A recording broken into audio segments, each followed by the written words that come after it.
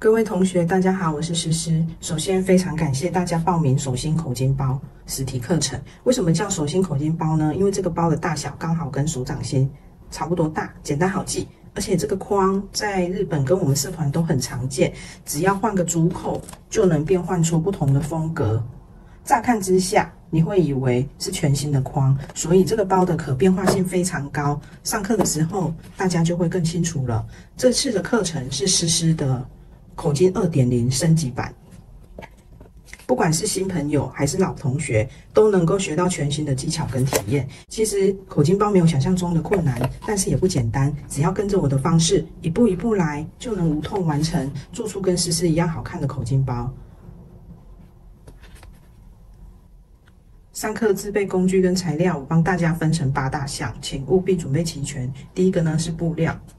布料的种类，这次升级版可以用厚布料，常见的版权布这种就是中厚棉，就很适合，甚至比版权布还要再厚一点，像帆布都可以。好，这个是棉麻也可以。然后里布呢，可以用中厚棉，也就是跟版权布差不多厚度的。再来布料的方面，还有就是要先预缩，一定要先在家里完成。布料呢要喷湿。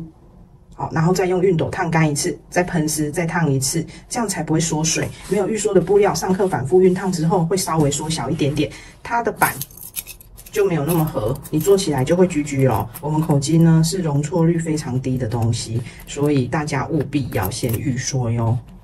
布料的尺寸13乘以17公分。这个已经是含缝份的，表布2片，里布2片，那要准备3份以上，因为我们这一次要做3个口巾，多带才不会出错，然后没有得补救。再来第二个部分是车缝线，浅色布料，例如说米白啊、浅粉、浅紫呢，大家可以用米色线就可以了，压线也不会显眼，因为你看我们这个压线的部分之后会全部藏在口巾框里面。所以是不会外露的哈，大家就不用担心。那这边接缝的地方用米色线，只要是浅色布料，直接用米色线，我觉得挺方便的。但是每个人有每个人的坚持，你们要带跟布料原本颜色相近的车缝线也可以。那深色布料就是准备相近色就可以了，不用带太多线，减少浪费时间。梭子呢，就看缝纫机的机种。你要自己带也可以，教室也会准备，到时候合得来就用，不合也没有关系。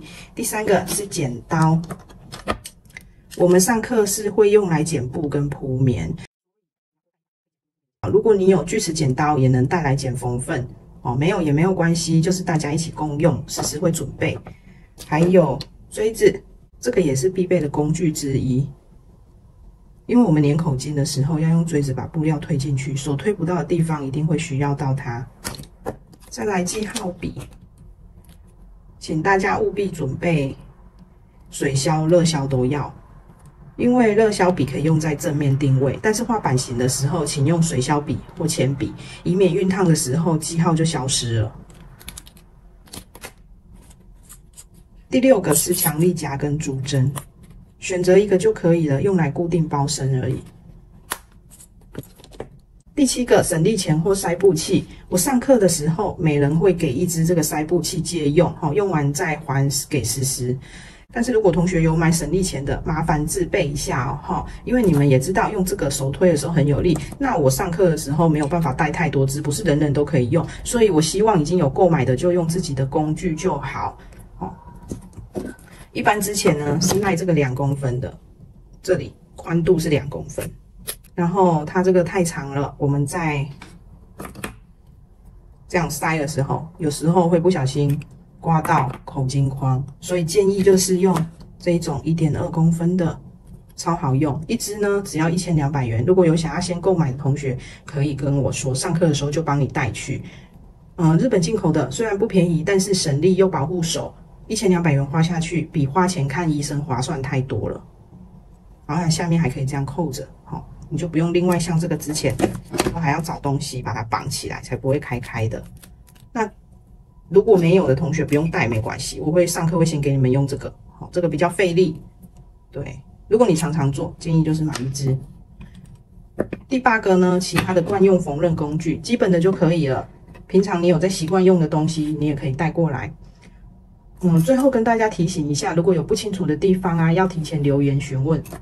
我们开课的前一天不再接受提问哦，因为常常有人啊临时才说缺工具，结果我回到家了，我还要冲回去工作室帮忙拿，哦，真的会让我很焦虑又很忙，所以请让我课前一天能够好好的备课，保持愉快心情。那期待上课见到大家一起开心做包，如果有任何问题都欢迎留言询问，谢谢大家。